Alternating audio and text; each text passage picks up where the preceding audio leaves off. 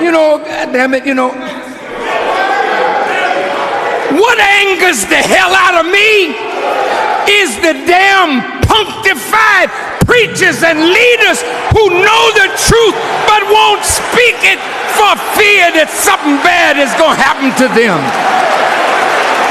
The moderate, in quotes, moderate Muslim leaders, they're all in trouble because the masses are rising and they want Islam, but they want it in its pure form. So the Muslims started rising in Afghanistan, and the Soviet Union did not want the Muslims to destabilize the socialist government, so they sent their troops in to take over Afghanistan. Enter Osama bin Laden. I don't remember who was with me when I was in Pakistan, in Islamabad, and I met with President Zia-ul-Haq. And I went into Peshawar, where the Mujahideen were, and we met with the leaders of the Mujahideen. Mujahid, it means a struggler, a person involved in a jihad or an intense struggle for God. For God. The Mujahideen that we met in Peshawar were fighting the Russians or the Soviet Union in Afghanistan. The United States said, well, we are God-fearing, Satan talking.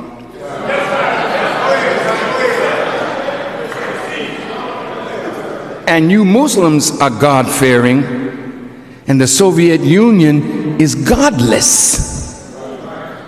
So let's back the Mujahideen. So the CIA funneled money, weapons, information to the Mujahideen. And those are ancient warriors. And they whipped the Soviet Union. And we could see the Soviets taking their tanks and getting out of there. But what happened, America promised that when the Soviet Union was defeated, that they would help the Mujahideen rebuild Afghanistan. But America is not interested in building any nation that will be true to Islam. So once the Soviet Union was defeated, America backed out on its promise. The Soviet Union collapsed, and America became the only power in a unipolar world. Osama mad as hell. The Mujahideen mad as hell. So a civil war broke out in Afghanistan between the warlords who control the poppy, the heroin traffic, you that snort and you that shoot up. Most of your heroin coming out of Afghanistan.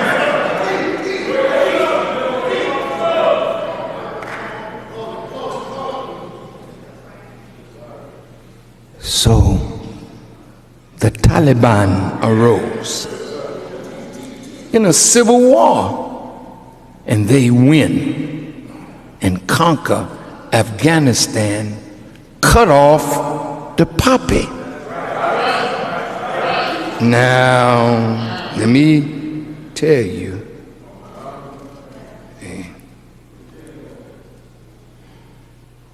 did you know it ain't got nothing to do with the Taliban and women wearing burqas? This thing that covered a woman all up. America acting like she's defending women. When you walk in the street with your behind out, ain't a damn soul saying nothing to you. But you gonna defend women in Afghanistan who cover? And you are uncovering your woman, making her look like a prostitute. Ain't nobody saying nothing to you. He's not a defender of the modesty of women.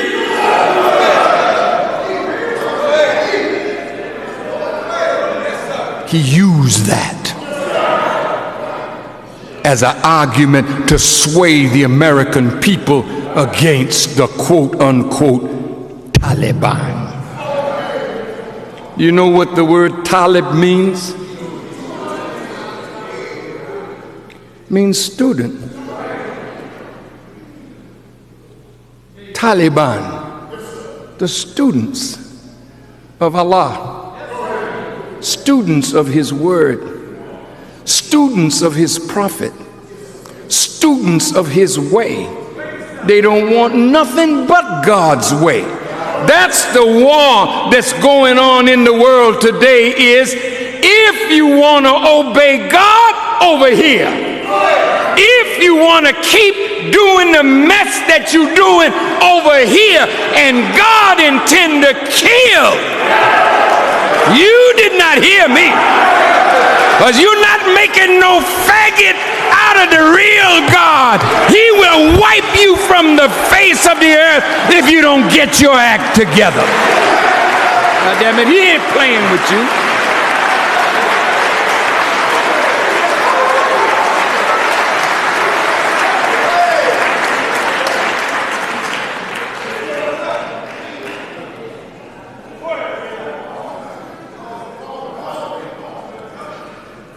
So America saw they wanted to build an 876-mile pipeline from Turkmenistan through Afghanistan to Pakistan to the Indian Ocean and the Arabian Sea. They sent for the Taliban. They weren't talking about no burqas.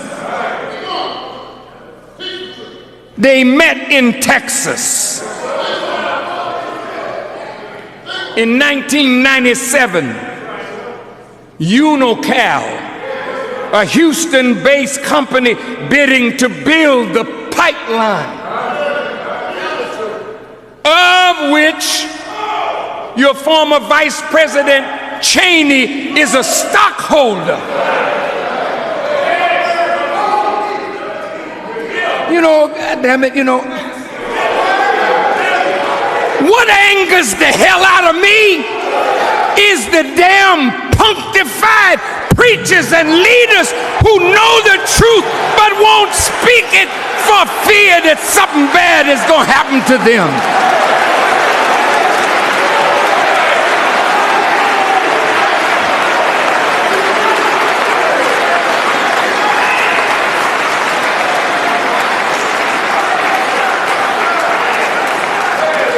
If you know the truth, speak it. And if you gotta die, damn it, die on the truth that you are man enough to speak.